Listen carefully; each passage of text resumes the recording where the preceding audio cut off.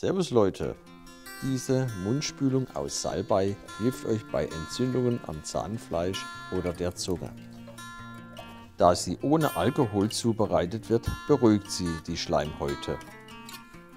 Scharfe Mundspülungen können genau das Gegenteil bewirken.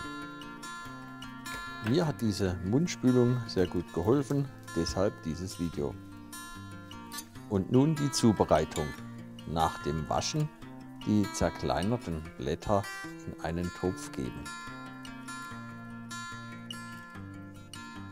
Bei dieser Zubereitung waren es 200 Gramm Salbei und 1 Liter Wasser. Die Menge habe ich im Wasserkocher abgemessen und auch gleich erhitzt. Das heiße Wasser über den Salbei gießen und ein Päckchen Natron zugeben.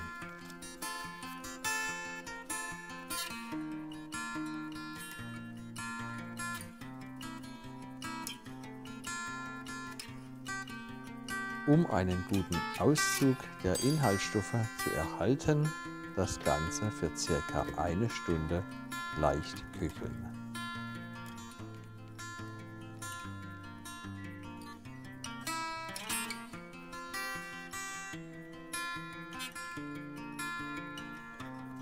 Man erkennt an der schönen braunen Färbung einen guten Auszug der Inhaltsstoffe. Ich habe die Lösung noch heiß abgefüllt. Die Lösung hält sich ca. 1 Woche im Kühlschrank. Die Anwendung: den Mund mit der Lösung für ca. 2 Minuten spülen. Eine leichte Gelbfärbung der Zähne kann kurzzeitig auftreten. Macht's gut und bleibt gesund. Euer Easy Do It.